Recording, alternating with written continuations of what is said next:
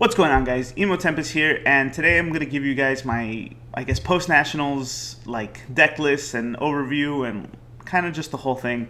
Honestly, the weekend was fantastic. I know it's like a week late, but I had so much other I don't know. I put out a bunch of videos for you guys already, and I hope you enjoyed them.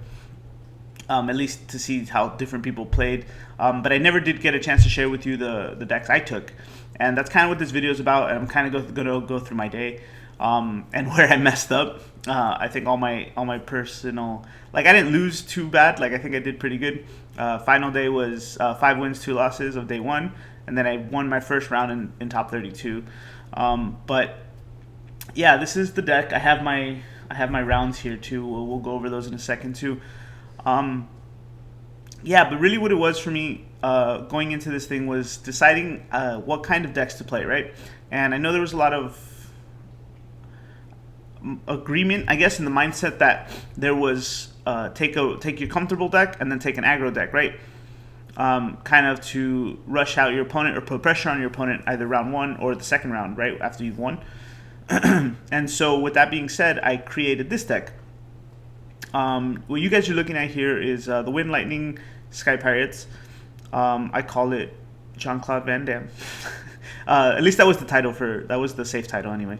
And I mentioned this when we talked about the starter deck cards, that 6-drop Van from Opus 10 is by far an incredible card. There really is no way for me. There's no other way for me to just say this card is going to be around from here on out. So figure it out. We have a new card in Opus 10 that's going to be able to deal with it, which is great, but still. So this is the deck list: 28 forwards, 6 summons, and 16 backups. 2 Rigdia helps with the Alcid combo that you see here. It also helps you deal with early cards, such as it really just helps you deal with early Zidanes. So if your opponent drops 3-drop Wind Zidane or the 2-drop Water Zidane, Rigdia helps you out with that. Balthier is the backup tutor, helps you just kind of balance out the deck. It's very important. Also, he's a Sky Pirate. I know you'd figure there would be more Sky Pirates in this deck, but it's just called Wind Lightning Sky Pirates because it revolves around, it has the engine, right? It has like a small Sky Pirate engine. It's actually more of a 12 deck if you think about it, but Triple Zidane, super control-y enough. It's a control card, helps you navigate through your opponent's hand, which is important because you have to be able to make optimal plays and play into their hands, right? Or play out of their hands with this deck. It is a very aggressive deck, so getting as much information is very important. Also, the card is bonkers anyway, we know that. 2 Bards, legendary. And I know it's been a while since we've seen this card, but if you're just, while you're looking at it here, you can see we have pretty much every forward is a different job, with the exceptions of Diana and Alba as Warrior of Darknesses. So this card is very live in this deck. And there was several times where I have him at 5 jobs, swinging for 9k, haste, first strike, brave, blah blah blah, and attacking twice. Very strong card. Next is Adele. Again, aggro, so haste and unblockable, kind of a secret finisher, like people don't expect it anymore. Also, we are playing the City of Clan Gully, so it's another target for that. Because when I'm out of Eluas or whatever, I just need something else. Or maybe I City of Clan Gully into an Adele to fix the wind problem I have sometimes. 1-ish Tola, just for this deck goes wide, so it's another name, and it's security. I did have 2 originally, but I found myself pitching it early on because I put enough pressure. The deck puts enough pressure on for you to not need it right away. So just drawing 1 later is fine. Triple Lua. We all know what Alua does. It's really strong. Gives everyone haste. Alba, actually looking at this, I think the numbers are wrong, but it's okay. There is 3 Alba in the deck, and I took out the wall troll, so don't mind that. This was the last version. There is triple Albas and triple Dianas. The Warrior of Darkness deck is the Warrior of Darkness thing, for them to, it's really just value. Diana ends up becoming 1 CP, and then you have Alba to close out games as well. Triple Rain. Rain has always been a good card, right? And we knew this. It has 2 S abilities, and it makes it really difficult for your opponent to block you, right? If he's able to attack. And with that being said, and I'll talk about more of the like the strategy too. He's just a really good card to have on the board, right? For this kind of deck, he's another Ilua for me, right? As well as he's a stronger version of Ilua, sort of. He doesn't have haste normally, but if I'm able to get him to give all my forwards haste, and then have him attack first, everyone's pretty much like unstoppable, and like with plus 2k, and then your opponent's forwards all losing 2k. And so that's why he's there. I did do a crazy play to Kageyama with him, but I'll talk about that later. Next is Nero. He was a weird choice at first. There was a lot of things. It was either between him, Ewan, Adele, and Maya. I found myself ultimately deciding to go with the Nero, mainly because he is, obviously he's a different name. He's a 3-drop, but getting him to 9k with Haste and Brave helps secure this deck to last a little longer. Right, because Maya can give things dull something, and then if you have another attacker, you can attack that turn, right? But Nero gives you a body to block and something to swing in with to get more damage in. And so every time I dropped him, he was never contested. He would always have, and I'd always have a blocker for the next turn if I needed to, or people just kind of ignore him, and then he's the last name I need for the Bards. But yeah, he's just good, and he's kind of like an answer for big bodies too, right? Because like let's say you have 9Ks and let's say Sid Austin or the Dragon, Lassie, and some other stuff, mostly ice problems, right? He's just as big as them, right? If they don't have the Duke, and then he's able to trade, so that's a good thing too, right? Because we want to get those things out of the way. If usually I put them in a position where they have to trade, and then I don't have any ways to buff my people other than Rain, and Diabolos and stuff like that. So being able to like trade or contest stuff like that is very important. So he's the one that made the final cut. I don't regret it, actually. There wasn't at any point in the whole tournament that I thought to myself, Maya or Ewan was necessary. We ended up adding the Adele anyway, like I said. But yeah, Nero really did his work. And I think the people who have asked me, about this deck and are testing it with me, they agree Nero's actually really strong. But yeah, triple Sid. I know with only 2 Rigdia, it feels like you're never going to get anywhere, like just dealing 6k damage. But that's what your backups are there for, and your summons. You have 2 Black Mages and 2 Franz, and then the 2 Rigdia. That's definitely enough for you to get away with stuff. And you also have the Rain, right? Like let's say you're able to deal 6 and they're at 8, and then Rain's on board and he attacks. There's ways for you to reduce the board. There's enough ways for you to kill 8Ks and above with this deck. So what's really important is Alcid being able to drop Ilua, Diana, or Nero even, or Rigdia or whatever, and having 2 bodies on board, and then you can continue to like develop your backboard with the Black Mage or Fran, and then you'll have 2 bodies, right? So it's super advantageous for you in this deck. And then triple Von.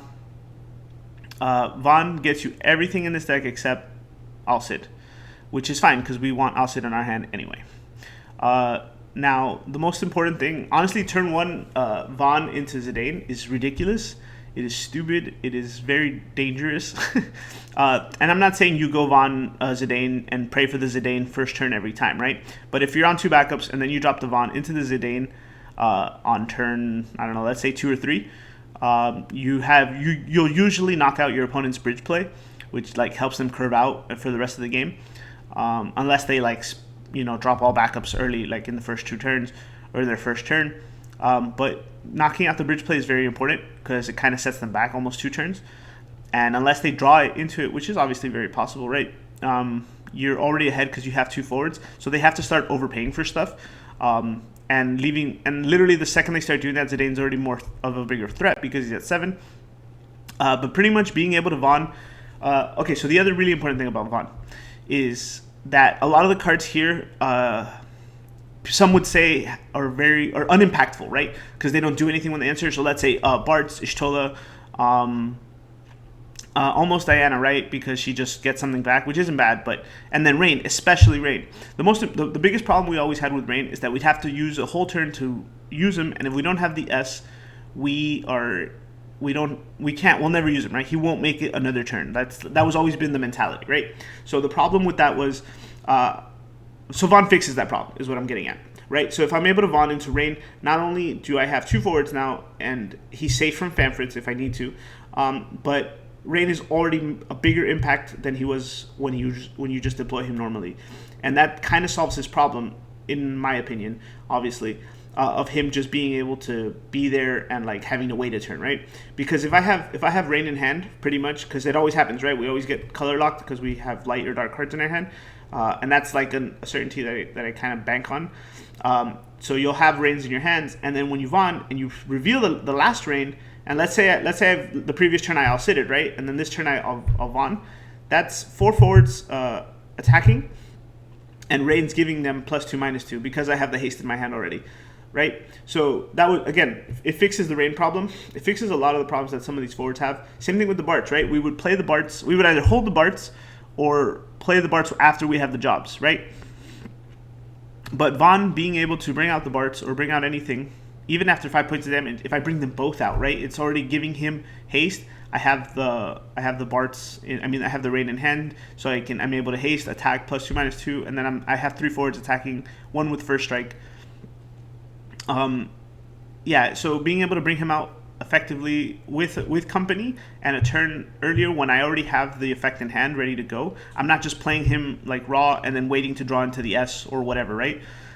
So it really just helps Rain be a better card than he already is, and I think this deck really takes advantage of that. Those are the forwards. There's actually, we talked about it, so there's actually 29 because the Alba and the Waltrill are switched. I was going to redo the video, but then I decided, no, I've already put this one off for too long, and I like the way it's going. So summons are very simple. 2 Ramu, 2 Diabolos, and 2 Bahamut Zero. Now, the only time this weekend that I thought maybe a 3rd Bahamut Zero would be necessary was against my first game against Matthew Rice, because I had him at 6 damage and I couldn't close out both games. He was my only real loss that day. I felt the rest were my fault. So Ramu's there for 2 things, right? Help deal with lock. The short answers are 7 drops and giving stuff haste, like if I need to, usually like an Alcid or the Diana or something, if I need to, right? It's not that important, but also being able to remove forward. So it's 7 and dull. So you remove 2 objects from the board, 2 things in your way pretty much, and then you're able to swing in faster. 2 Diabolos. This was originally at 3. I think it was 2-3-2 originally, but I had to cut the 3rd one to make space for more forwards, and honestly I didn't mind.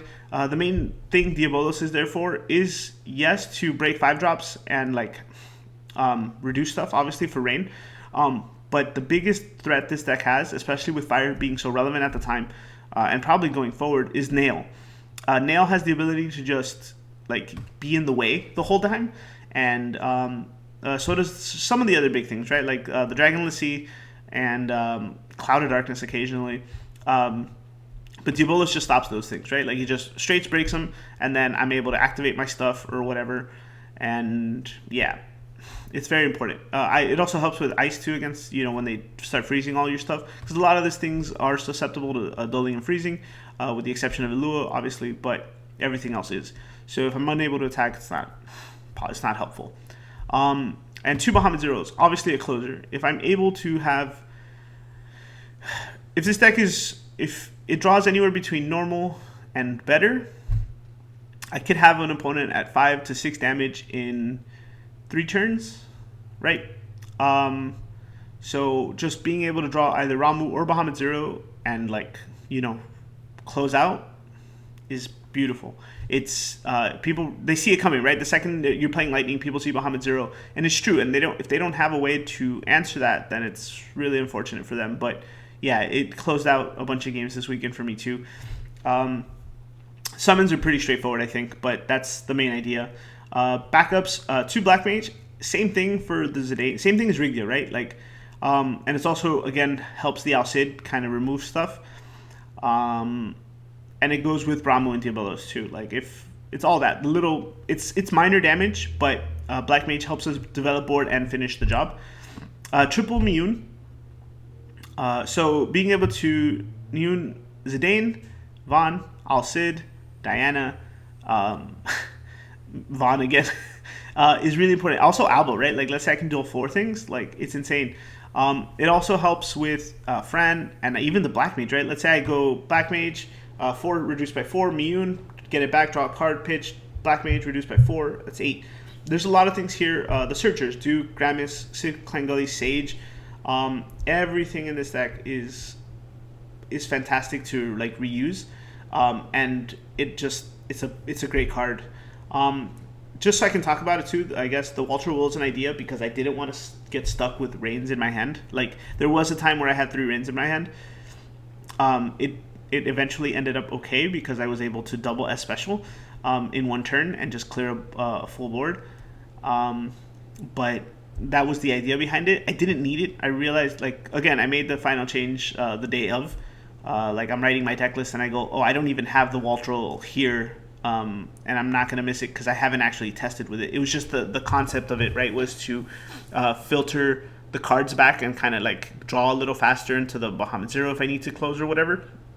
But, you know, feel free to try it out too if you want, but that was the idea behind it. 2 friends. Fran, simple backup, also removes the weenies, Layla Viking and stuff like that. That's another thing. Rig and Black Mage were there for, just all those little weenies. That was kind of the big thing too, right? Because everyone was going to be running Agrius, and you know, then you have the usual suspects like Water and, you know, aggro-y things, and Wind playing Zidane, which you didn't want to deal with over and over again. And anything Earth Wind kind of did as well. So being able to reduce things and ping them was part of the equation. And Fran is just a great backup late game too. Like, just deal 6. It comes in handy. You don't think so, but it does. And she's become a really good staple for like win cards now. Now the Tutor Searchers, 1/2 Kultana. The best thing about this was actually I'm able to search Rain if I need it, but I can also search the Ramza backup, which is it's a backup that searches another backup. Is just synergy, straight synergy for the deck. You can kind of guarantee a curve, if you will. So this deck surprisingly lives comfortably at 3 backups. Like, it can win at 3 backups, right? Like, that's what it wants. But it can comfortably, like, by turn 3 get to 5. You know, everything goes. Like, if in a gentleman's game, it gets to 5 backups in 3 turns effectively sometimes. Yeah, so Ramza was also a highlight, but we'll talk about that in a second. Gramis, 2 Gramis is very important. 1, if you're going second, you search the Alcid. If you're going first, you end up searching the Balthier to search the Fran and curve out. But opening Gramis is very important. I wanted to stick to 3. I think ultimately I cut the 3rd one for the Sage, and we'll talk about that in a sec. But yeah, opening Gramis is important. Being able to get Vaughn when you need it, or Alcid when you need it, and then you can start with Balthiers to curve out, which is important. So the deck kind of lives in that realm already. Sid of Clan, I love it when I play Gramis and people are like, oh, you didn't search Alcid? And I'm like, yeah, there's better cards. And they were like surprised instantly, and they were already like thrown off. Sid of Clan Gully, I already mentioned, for the Aluas to finish the specials, and then the Adele for the sleeper. 1 Sage. The last Sage made the cut because I found myself a couple times wanting to get cards back, like a Nero back, or an Ishtola back, or the Bart's back, or the Zidane back. There's a lot of things that, again, we do Mune because we want to replay things, right? And not being able to recover stuff that I pitch sometimes is rough. Let's say I'm even if I'm able to Vaughn into the Rain and I'm out of Rains, because sometimes, you know, it just be like that. Being able to Sage into the last Rain, into a Rain back or an Ilua back to play their S's is just very important, and I can't stress that enough. This deck is super like, it's very dependent on it. Like, it's circular, right? There's a motion there. It's like, if you guys try this out, please hit me up. Like, I love this. Is like my new pet, right? I haven't decided how I'm taking this Opus 10 yet, but it's really good. It's not just, let me before I continue, let me also just say it's not just for 2-deck format.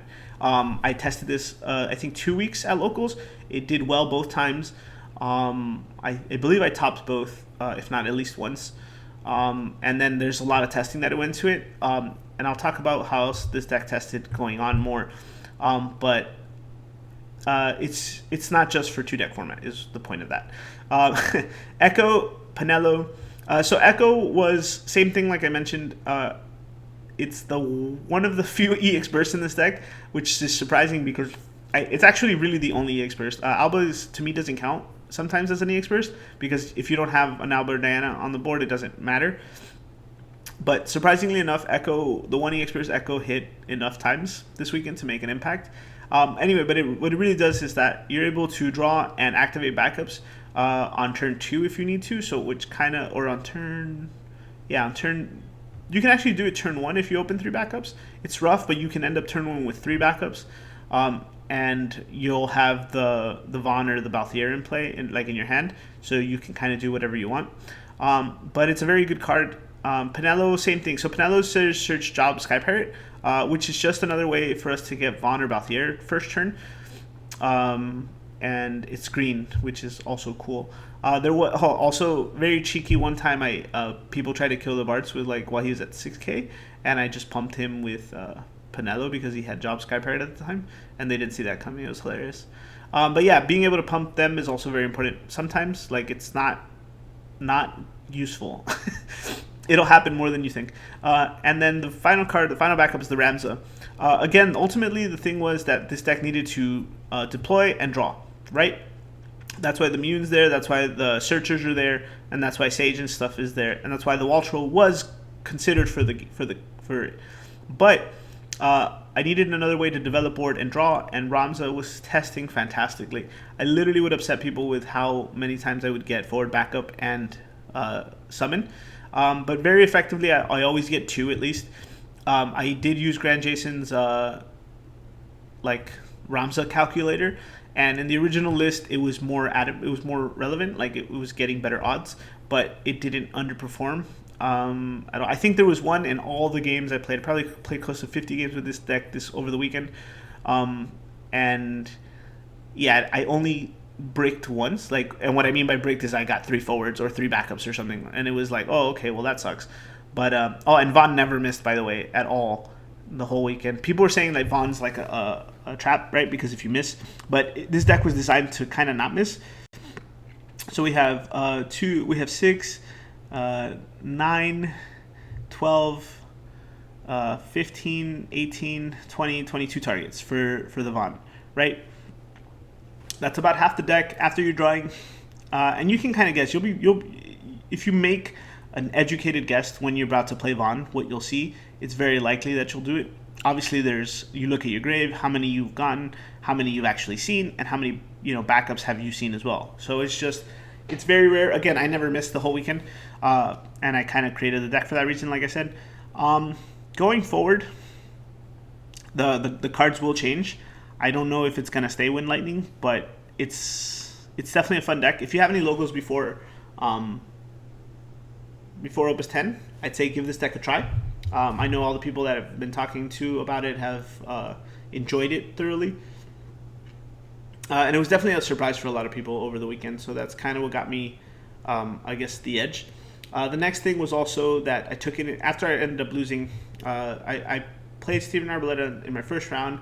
I got away with that one, and then I kind of I was so excited when I played Ron that I had it on board. I had Zidane, Vaughn, Bartz, Diana, Alba, and a Frozen Narrow, right? And he was at 2 damage, and Zidane had already had just come out. So Diana, Alba, Bartz would attack twice, and Vaughn would gonna be the 5th damage.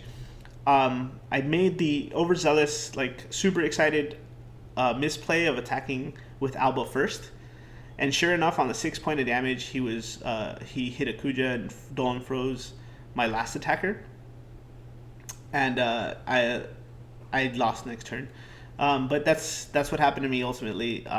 All in all, it did really well. Really quick matchups were round 1, Water, Lightning, Ice, the Tricolor Agrius, and then Fire, Ice. Round 2 was against Earth, Fire, and Mono Ice. Third round was against Ice, Lightning, Wind, Earth. Round 4 was Mono Fire and Fire, Ice. Round 5 was Water, Lightning, and Mono Ice. Round 6 was Wind Ice and Mono Ice, and then the last round was Fire Water and Mono Lightning. So the deck did well. This deck won all of its matches, I think, except Rice. Rice was the only one it didn't win a single game against. I got him to 6 damage both games, I believe, but I wasn't able to close, which was a surprise to me. But it happens; it's very possible. But yeah, in every other round, even if it lost one, it always won the next one. Like, it always took a win from the deck, and then it played out, and then I had to switch to Mono Water, which was my second deck, which I have right here for you guys too.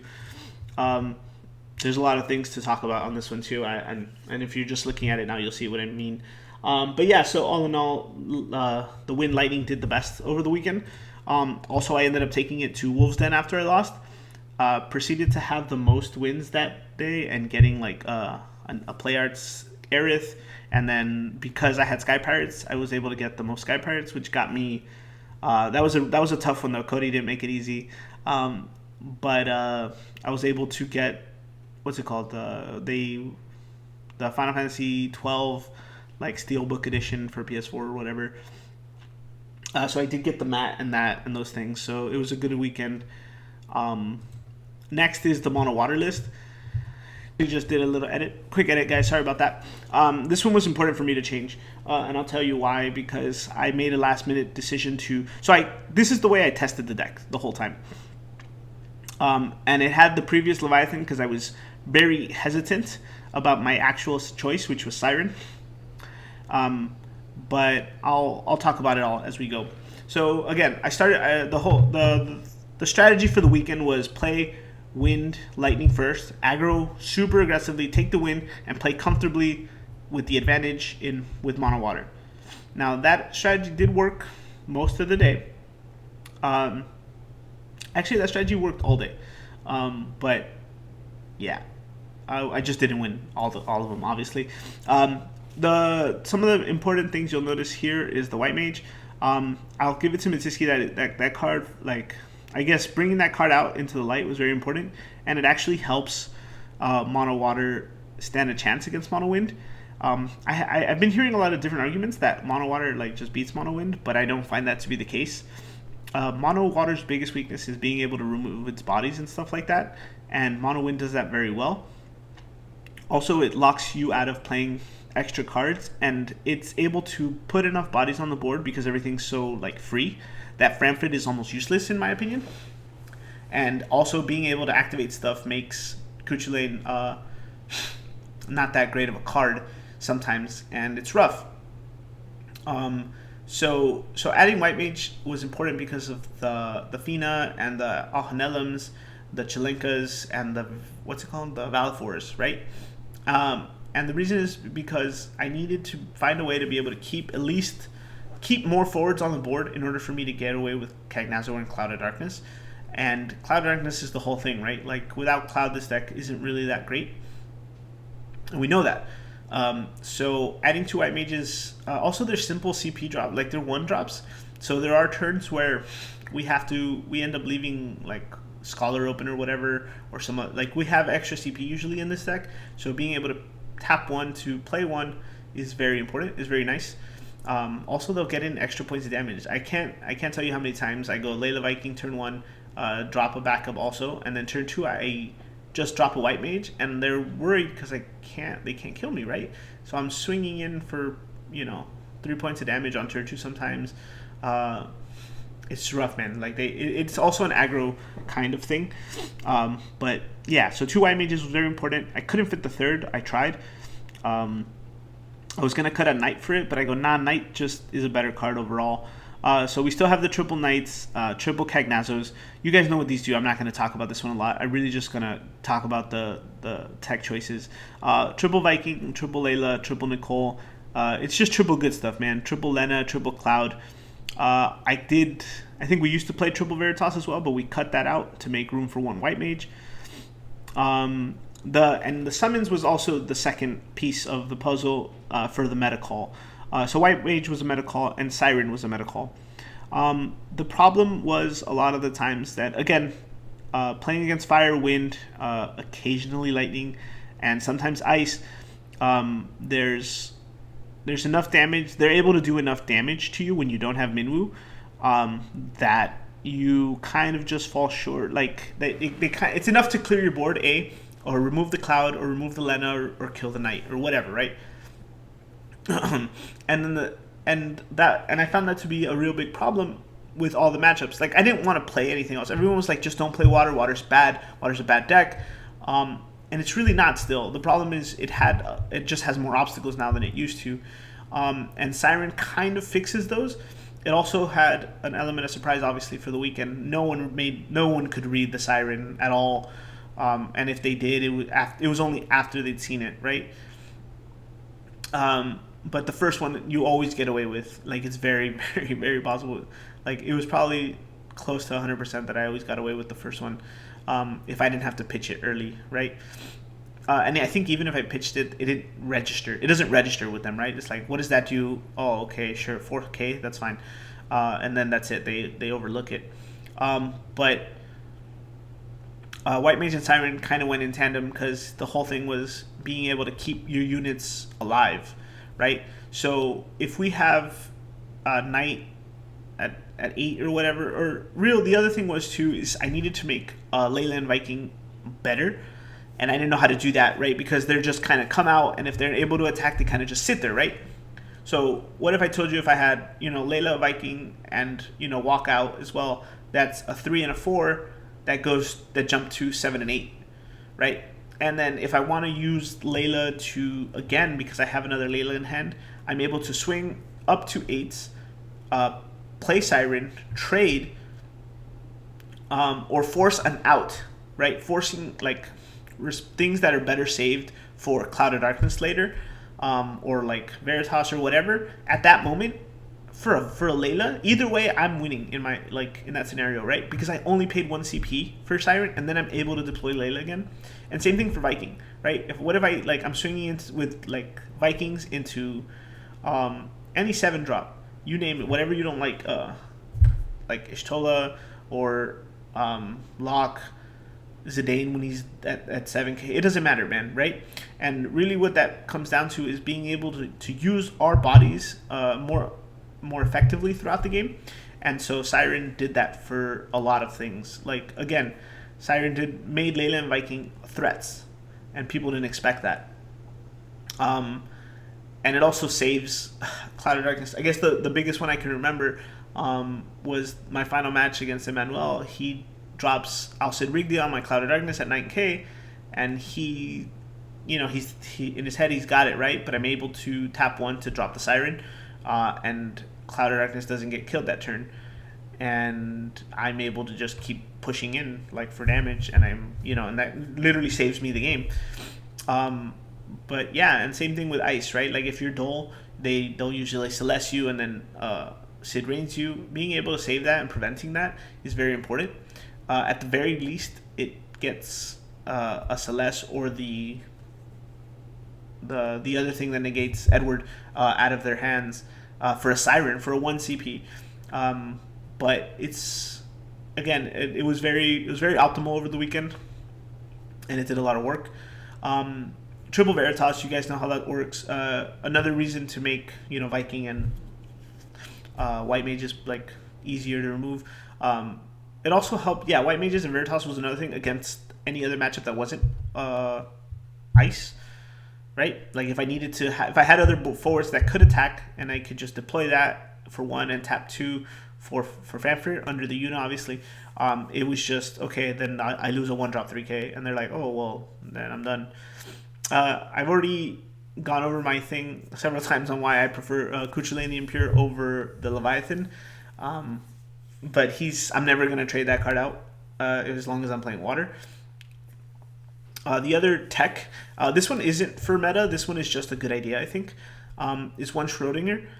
Now, Water doesn't really have anything to recur from Break Zone, and I wanted to add a card that helped me either get more resources or draw faster while increasing the abilities, Cagnazzo's ability, right?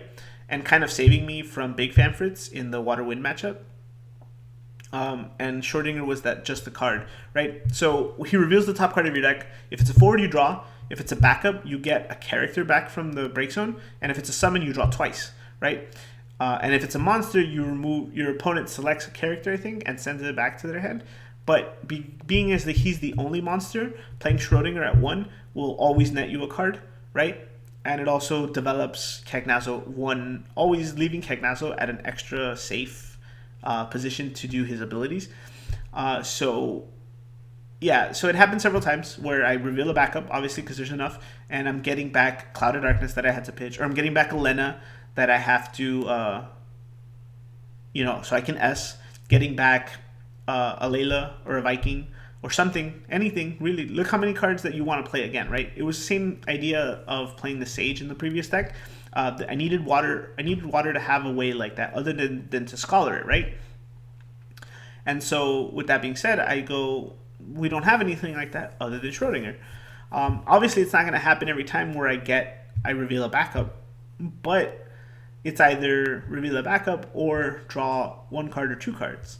So either way, I'm kind of like in a good position because I'm able to access more CP or get more things in my hand, and it never misses. Like it's a guaranteed thing. You're always gonna get 1 card back, or at least 1 card, right? So at very least, it makes this a 49 deck card, and it just helps out against Big Fanfrit and Cagnazzo.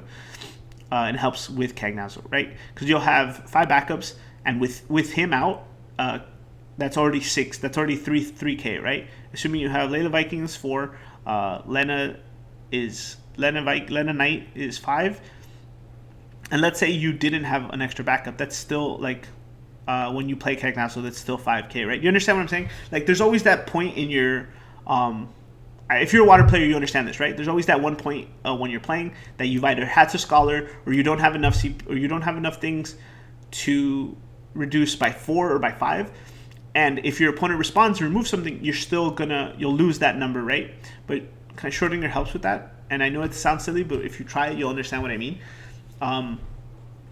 And he was also a big help. I wouldn't take him out again. I think he stays in water for a little while right now. I don't know where water's going yet in Opus 10, but right now he's still good.